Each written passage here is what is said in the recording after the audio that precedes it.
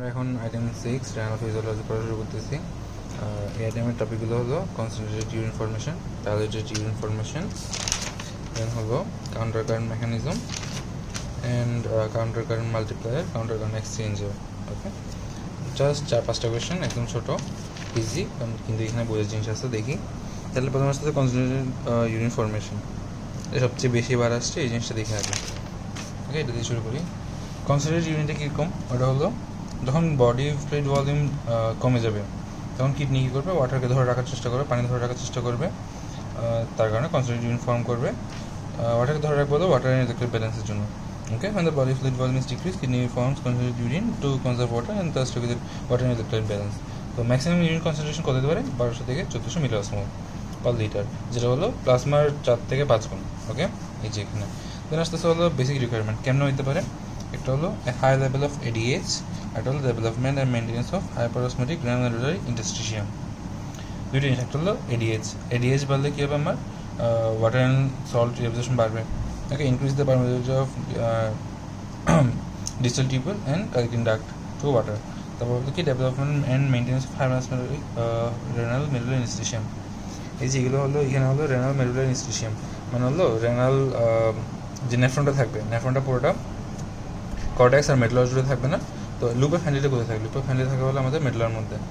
তো মেডুলার মধ্যে যে লুপে ফ্যান্ডি আছে এর আশেপাশে যে জায়গাটা আছে ওইটা হলো কি মেডুলারি ইন্টারস্টিশিয়াম। তার মধ্যে একটা হাইপার অসমোলারিটি মেনটেন করবে, যাতে ইউরিন যত ওই যে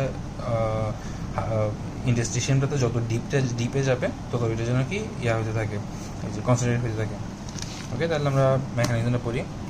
ওকে, মেকানিজমটা হলো প্রথম আসতেছে হলো কি একদম ইজি সিম্পল জিনিস। আমি প্রথমে একদম ইজিভাবে বলে দিই, দেন আমরা বইটা পড়বো।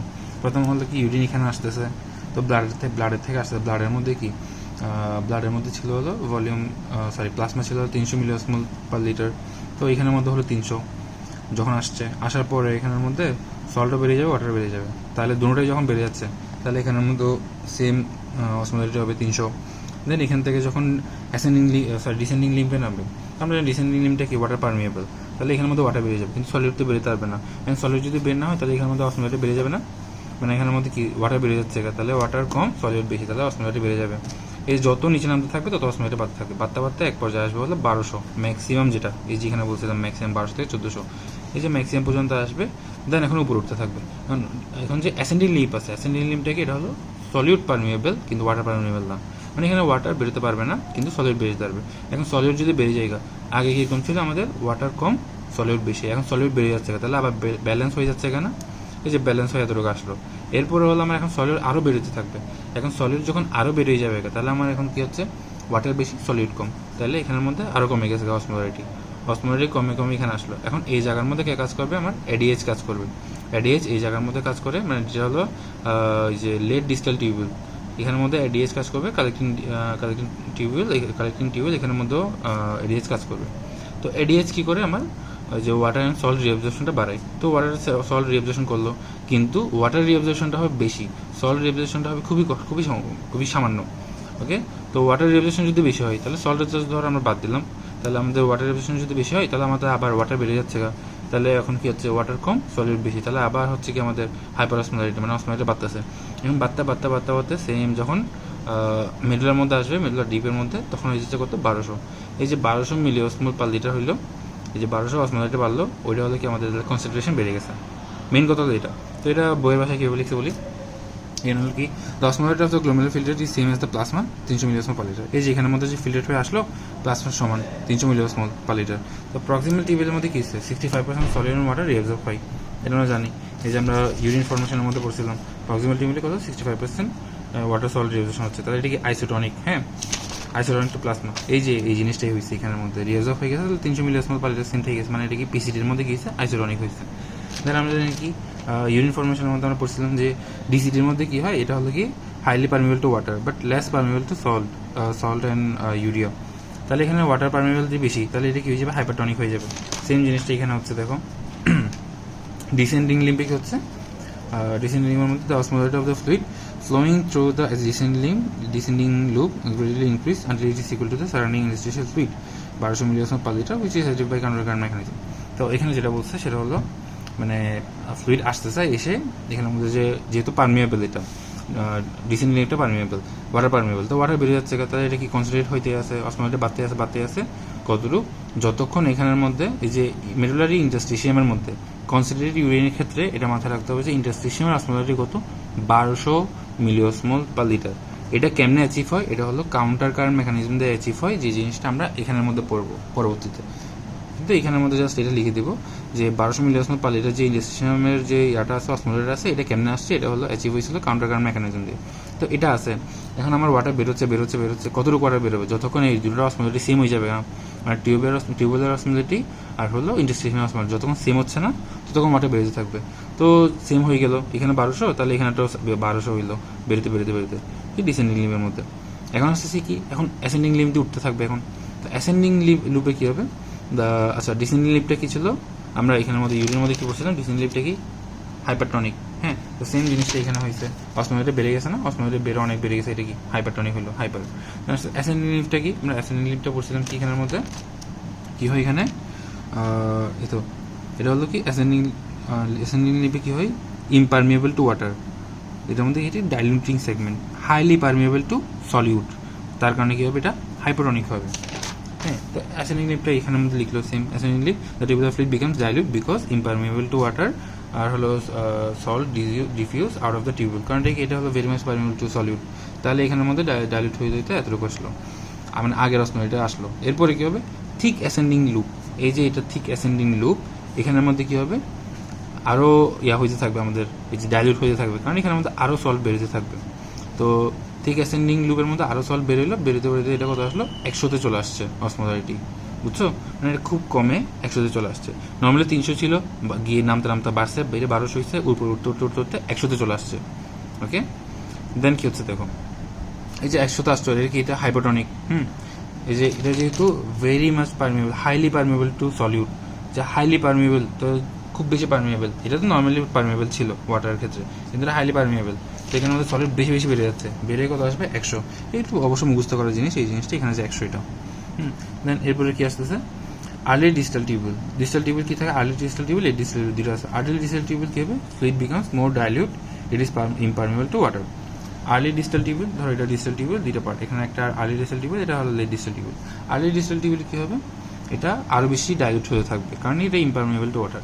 নর্মালি আমরা ইউরিনের মধ্যে কী বলছিলাম, ডিস্টাল টিউবুলের মধ্যে কী হয়, এই যে এখানের মধ্যে আর্লি ডিস্টালটা এখানে পড়ছিলাম, এখানের মধ্যে রিঅবজর্ভ করবে সল্টগুলো, but impermeable to water and urea, এই যে এখানের মধ্যে পড়ছিলাম।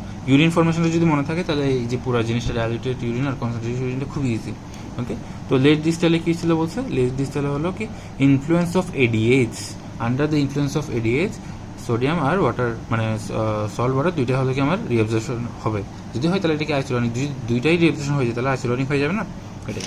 তো এই ক্ষেত্রে কী ছিল, ওই যে আর্লি ডিস্টালের মধ্যে ওই যে এটা যেহেতু আরও পারমিয়েবল, তাহলে ইমপারমিয়েবল টু ওয়াটার, কিন্তু পারমিয়েবল টু সল্ট, তো সল্ট আরও বেড়ে যাচ্ছে গা, তাহলে এটা আরও ডাইলিউট হয়ে গেছে গা। তো লেট ডিস্টালে কী হবে, লেট ডিস্টাল আর কর্টিক্যাল কালেক্টিং টিউবুলস দুটো একসাথে কাজ করবে। কালেক্টিং টিউবুলের ক্ষেত্রে কী থাকে দেখো, কালেক্টিং টিউবুলের ক্ষেত্রে একটা হলো কর্টিক্যাল, একটা মেডুলারি। কর্টিক্যালটা কী করে, রিঅবজর্ভ ওয়াটার, আর মেডুলারিটা কী করে, রিঅবজর্ভ সোডিয়াম অ্যান্ড ইউরিয়া। কিন্তু কর্টিক্যালটা কী করে, ওই যে ওয়াটার রিঅবজর্ভ হবে কখন, এডিএইচ এর ইনফ্লুয়েন্সে। এই যে আমরা এখানে এডিএইচ এখানে পড়ছিলাম কি, এই যে ডিস্টাল টিউবুল আর কালেক্টিং ডাক্ট, এই দুইটার মধ্যে এডিএইচ কাজ করে। এই জিনিসটা আমরা hormone that effect on kidney ওইখানের মধ্যে পড়ছিলাম, যেটা ছিল আইটেম 5-এর পড়া মনে হয়। ওকে, আচ্ছা এরপর আসি। তো লেট ডিস্টাল টিউবুল কি হলো, লেট ডিস্টাল টিউবুল আর কর্টিক্যাল কালেক্টিং টিউবুল, এই দুইটা জায়গায় কী হলো আমার, যে ডিপেন্ডস অন এডিএইচ লেভেল, মানে এডিএইচ লেভেল, আচ্ছা with high level of ADH, this part are very permeable to water.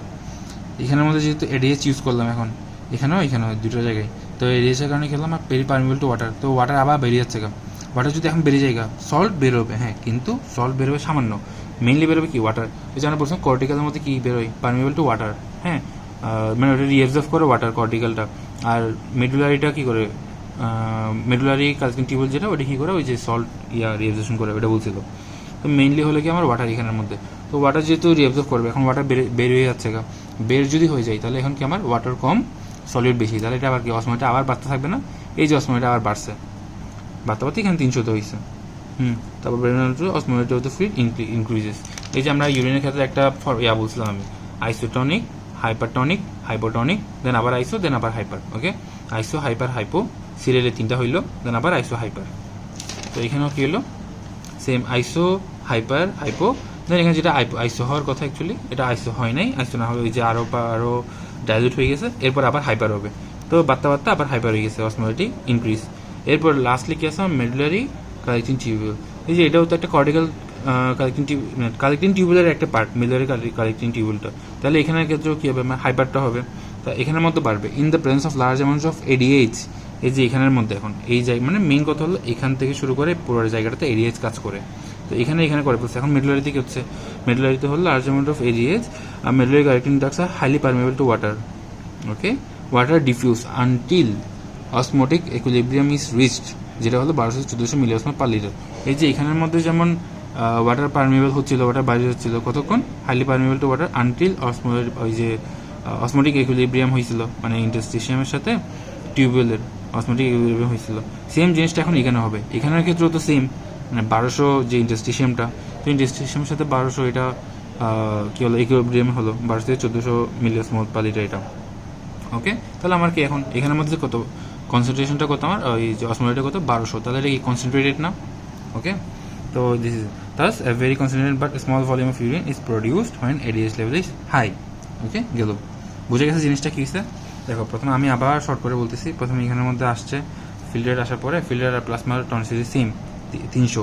তো এখানের মধ্যে যখন প্রক্সিমালে যেহেতু ওয়াটারও বেরিয়েছে, সলিডও বেরিয়েছে, তাহলে সেম আছে, কত আছে 300। দেন যখন ডিসেন্ডিংয়ে নামতে এখানের মধ্যে ওয়াটার বাইরে যাবে, যেহেতু ওয়াটার পারমেবল, তো বের হয়ে কত আসলো, এখানের মধ্যে 1200 আসলো, যেটা হলো কি এখানে আইসো, এখানে হাইপার হয়েছে।